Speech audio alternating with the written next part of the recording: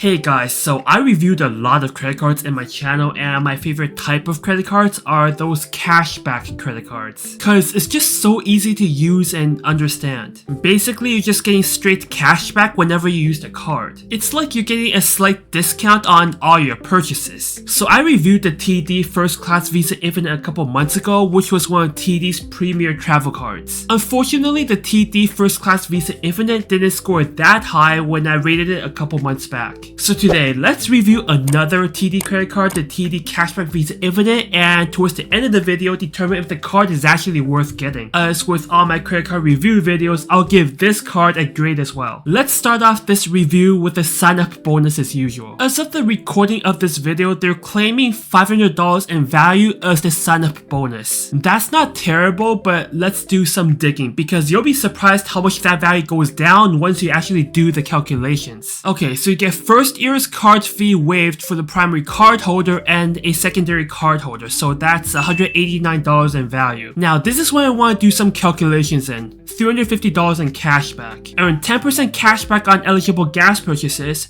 grocery purchases, and pre-authorized payments, so recurring bills, in the first 3 months of the account opening until $3,500 spent. Now here's the thing, the base cashback for these three categories for this credit card is already at 3%. So without the sign-up bonus, the $3,500 spent on these three categories would netted you $105 already. So really, with the sign-up bonus, you're really just getting an extra $245, which obviously is still a sizable amount. Add in $189 for the first year rebate for the credit card's annual fee. That's $434 in actual credit card sign-up bonus. And if you sign up using Great Canadian rebates, you're getting an extra $100 in cashback, so a total of $534 in sign-up value. For a card that costs $139 a year, that's slightly above average. Now granted, by the time you watch this video, the promotion probably already ended, but to be fair, I don't apply for credit cards just to chase promotions. So the sign-up bonus for me is a nice perk, but I can care less. Next, let's go into the rewards. As we said before, 3% cashback on groceries, gas, and recurring bills. That by itself is slightly weaker than its competition like the CIBC Dividend Visa Infinite or the Scotiabank Momentum Visa Infinite. There's also a spending limit on the 3% cashback categories at $15,000 annually, which is quite low compared to the competition. Now granted, $15,000 a year for groceries for a single person or even a married couple is probably enough,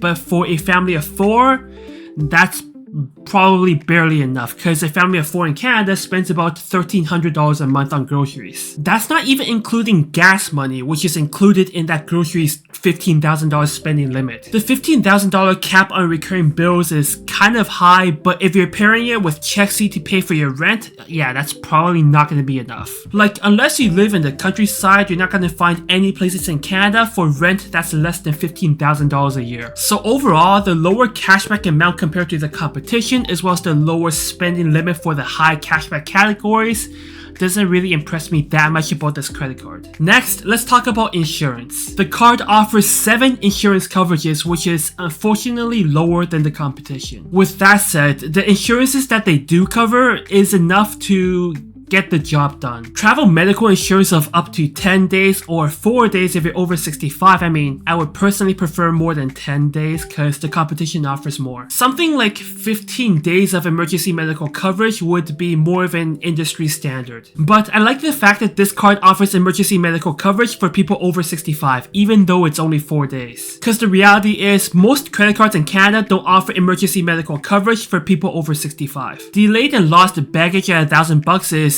higher than average. Unfortunately, it is missing other key travel insurance coverages like trip cancellations or flight delays, but honestly, I can live with that. It does include mobile insurance, which in my previous videos, as I said before, it's one of the most important coverages because in the modern era, we all need our phones. So yeah, this card does miss some insurance coverages, which other credit cards at this price tier covers, but honestly, I can live with that because they're not that important. Next, the perks. And I think this is the main selling point of this card. With the TD Cashback Visa Infinite, you automatically get enrolled into the Deluxe TD Auto Club membership, which is basically a roadside assistance package. For me, it's a coverage that I probably would never need, but I wanted because I'm paranoid. Now in Canada, there are 3 cards that offer free roadside assistance. The BMO Cashback Road Elite MasterCard, the Triangle Road Elite MasterCard, and this card, the TD Visa Infinite card. Now this chart is by Credit Card Genius, so all the credit goes to them. So what they did was that they listed out and compared the roadside assistance package for all 3 cards in Canada. And as you can see, the TD's package is better than the competition. Here's the problem though, the Triangle Road Elite MasterCard is a free card. And the reality is, like, how often are you gonna use this perk? Cause like, if you're using this perk more than 5 times a year, like,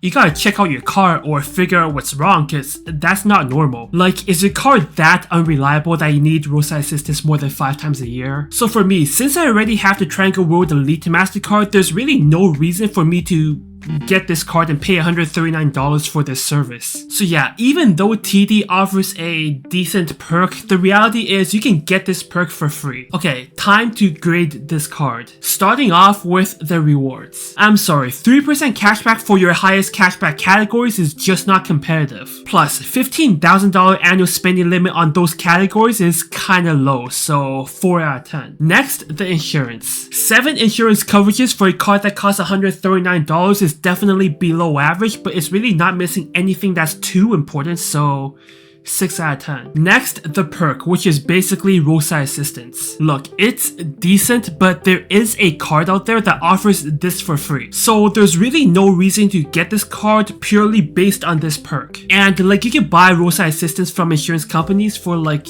$80 a year. So a perk that's worth $80 a year would put this card at a 7 out of 10 for the perks category, which puts the average score of this card at a 5.67 out of 10, so a D tier card. So here's the summary. The rewards are disappointing. Insurance is meh, I mean, whatever.